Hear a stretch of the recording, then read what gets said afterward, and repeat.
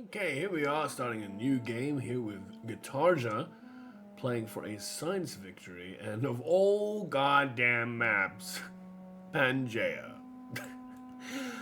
Like, I have often wondered whether I want to be able to choose the combination that I start with, but I do for several reasons. Like, I enjoy it, right? I enjoy seeing the randomness. It almost offers its own replayability to be random, and see what the computer gives me. And also, it shows also that the choice of your civilization matters quite little in the end to achieving, at the very least, achieving the type of victory that you are looking for. Rather, the landscape, like the amount of mountains we might have, or other sort of elements, like how fast are we at being able to achieve certain things, build certain things. We're trying to build Stonehenge right now. Those are what matter to a game, the individual things that happen in the game itself. So, enjoy this one. But I definitely have thought about, if I want to play Gitarja, I want to be playing on islands, and I also want to be possibly even saving Gitarja for trying to win a domination game, because at least with buying ships with faith might be pretty cool. But and maybe I could get the job done that way. But here we are anyway. We have built two cities. The first one, I was in the middle of this, and as you can imagine, the map was not very wide. I had not explored very much. So I didn't want to spend too much time trying to find sea, not realizing that the sea was only a little further to the west. Had I done so, I would have been able to settle my capital on the coast, which would have been preferable, but it's fine. We got a second city there. I also managed to find the White Cliffs of Dover, which will give a very nice spot for a holy site, also adjacent to a mountain. That's incredibly lucrative. We found ourselves Russia and then Alexander. Alexander's off to the south. Russia, I believe, is actually to the north, but we can't see anything there. We have Bologna, which is an interesting, not really very science. You get one great point for a great person point for any particular building of their type. So it can be used for a whole bunch of different things for great people, not just scientists. Almost a bit like Giant Spark or whatever it was called, the Pantheon. And speaking of Pantheon, we have ourselves an option. So since I said that I want to go for a science game in this one, we have a whole bunch of rainforests. You can see already there is quite a nice lucrative spot for a campus adjacent to 4 separate rainforests. Rainforests are certainly something that in almost every game I prefer to chop for a variety of reasons. If I'm suffering loyalty pressure, they're a great way of being able to boost my population quickly enough to get out of that kind of danger. They also, obviously, for a culture game, can be very beneficial for getting wonders down. So, it is rare that I pick Sacred Path. It is very rare. But in this case, I think I'm okay with it. Generally speaking, outside of Pedro, rainforests provide -1 appeal. And that would matter in a culture game, but doesn't really matter in a science game. After all, we're going to be building industrial zones. I tend to avoid building industrial zones in a culture game for similar reasons. Whereas in a science game, you're going to need that production to make those spaceports and the projects. So I definitely want to pick Sacred Path here.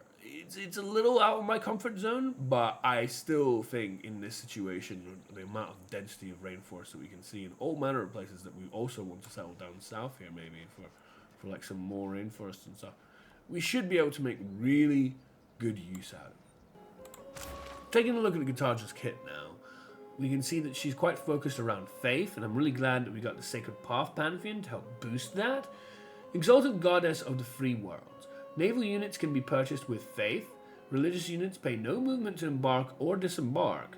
+2 faith to city centers that are adjacent to coastal lake towns. Again, with the synergy with particularly Gitarja, alongside the fact that I like getting harbors for most of my cities anyway, it would have been nice if we had been able to make more of our cities, like the capital, that we couldn't find the coast in time for if we were going to build it in relatively decent time. But it's generally important to build your capital within the first 5 turns of the game, otherwise you're just going to be behind too much. Great Nusantara. Coast and lake tiles provide minor adjacency bonuses for Holy Site, Campus, Industrial Zone, and Theatre Square districts. Plus 1 amenity from entertainment to each entertainment complex adjacent to a coast or lake tile. Again, she's very associated around coast and lake tiles. She's a naval civilization, and I do generally like those quite a bit. And the benefit of the adjacency is, of course, quite huge. Najong, Indonesian unique medieval era naval unit that replaces the frigate. Formation units all inherent escorts movement speed. And plus 5 combat strength when in a formation. I don't know what formations are. What? That's some probably specific military thing that I don't know enough about. Kampung unlocks the builder ability to construct a kampung unique to Indonesia. Plus 1 in production and plus 1 housing. Plus 1 food for each adjacent fishing boat. Additional production, housing, and tourism as you advance through the technology and civic trees must be placed on a coast or lake tile adjacent to a sea resource. Now, when it says just generally and not like flight or something specific about progression through the technology and civic trees, is it like adding 1 every era? Or what? How does one calculate exactly the benefit of that? It seems incredibly vague. But it is a very nice upgrade to have. This means, with her having the kampung, it means that I basically don't need to worry about getting Liang, because Liang I'm usually getting in a non-culture game, or a non-diplo game I should say, for the fisheries.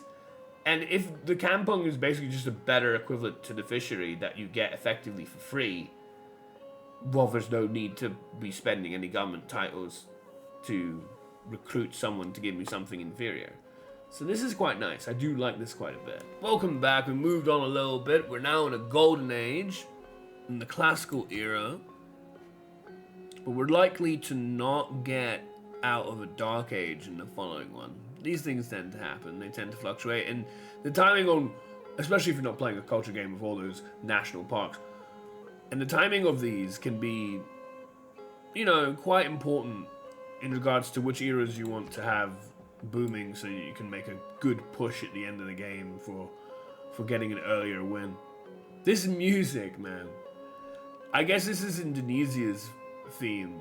It smacks to me of Kina, Bridge of Spirits. It's got like the same sort of like instrumentations going on, and I don't know, was Kina, I don't know if any of you played that game, was set in Borneo or Indonesia and such.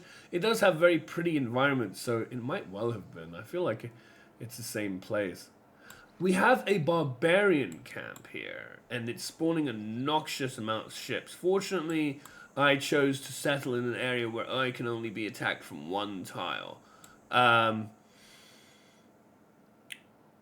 should be fine. It is almost dead. We could buy the tile. I'd rather wait for my warrior to be strong enough to kind of like meander around without getting hit by a quadrireme. We are in the process of building that holy site. As you can see, with the help of Sacred Path, this will be a whopping 2, 4, 5, 6, 7 adjacency holy site, which should be very nice. But as you can see, we already have earmarked a whole bunch of other +4 holy site, plus potentially 4 of these 2 holy site, and that's the thing. Like, you really need to observe your surroundings and figure out whether an unusual choice from my standards is actually the right one in this particular case. And I do think it is. I think it's pretty damn good. We have 4 cities, so we're definitely progressing. We're a little locked in. We'll have to possibly try and find more land elsewhere. Maybe a little bit north, but as you can see, we're already seeing the Russia's boundary is closing in. We have found Mount Roraima again, which is a very nice wonder, especially for offering science. So it would be great if we could get access to that. And of course, we made our religion. And we went with work ethic, which allows us to convert that insane amount of holy site adjacency power into production. So that will be very, very powerful. And of course, the what? That, with the science, will hopefully give us exactly what we want going forward. Our tech tree is progressing on smoothly. A couple of these isn't going to be boosted, but that's fine. We have our boost for the ancient walls of engineering. Amassing quite the empire now. It's turn 83, so midway in the game. We are in a golden age, and with the help of that, we've been acquiring quite a few settlers to then look to also make use of the land down here in the south. There is a barb camp. There are a couple of stray barbs here. We have our own warrior. Maybe we can be able to take them out. We just need a little bit of a window, an opportunity to settle on the coast with these settlers coming in from the north. We have around 80 faith coming in per turn because of our strong holy sites, and to be honest, that has been the springboard for us to make all these settlers and these additional cities. As you can see, some of these other cities that we've been making already quite strong. This is almost 10 size population. We have also been able to secure quite a bit of land around Mount Roraima. Not quite this, but you know, a pretty good chunk. I'm quite happy with this. And of course, the preserve, leaving these available and open is kind of like a double whammy by having this wonder give these tiles yields and this also giving these yields with them already having high appeal because of the wonder will be pretty damn powerful, I think. So, yeah. We're about to make a campus district. We're also about to make an industrial zone district. And these districts will help us not only for being made, but also because the Congress, we were able to also get culture bonds with our districts. So we will be able to acquire some extra land, like this horse tile, to add to our overall size and strength of the empire. About to build Mausoleum Halicarnassus, and that is quite an important wonder to be able to get for every science game in particular, of course, because you really want those great engineers at the end of the game accelerating your science projects. A few dozen turns later, and you can see that we've now converted this land into 3 separate cities, and we have 3 preserves to go along with it. Threeserves. I mean, with limited land space, it's not really viable for me to be able to make completely separate preserves. However, I do think this formation will still allow us to get quite a number of good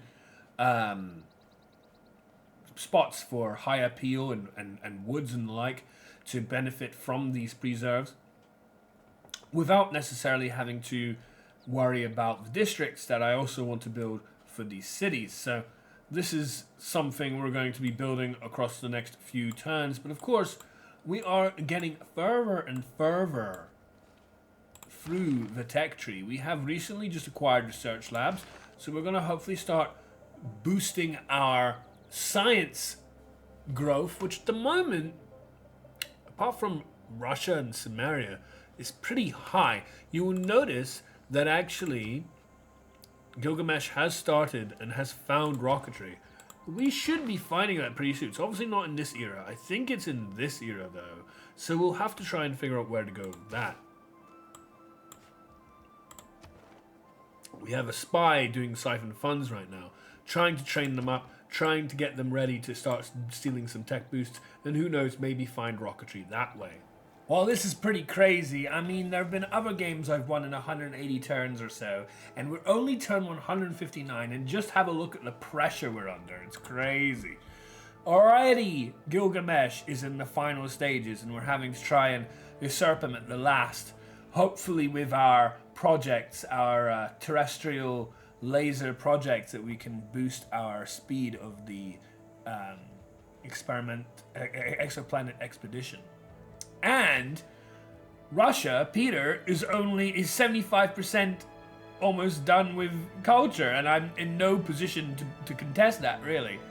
So this is quite a nail biter. I mean, the music is fitting for it, but you know, quite a close race. Even though it's one of the faster races. I don't know why it's so fast this time. It's so strange.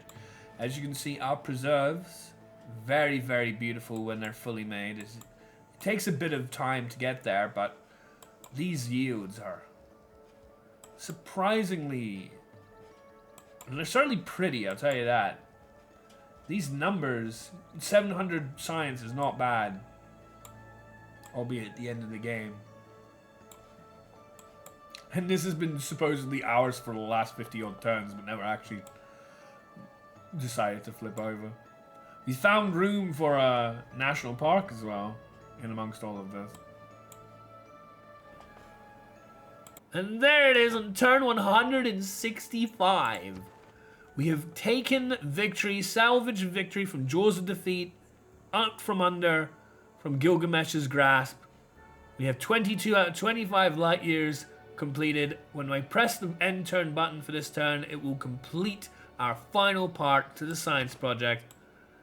And I hope you enjoyed this video. And if you have, don't forget to like the video, subscribe to the channel, maybe leave a comment below, ask what you'd like to see more, and I'll see you next time. Much as our ancestors did ages ago, we thrust forward into the unknown. The first pioneers set forth on an uneasy course. And yet once again did our people thrive. Now, under your leadership, we plot a new course and make another world our own.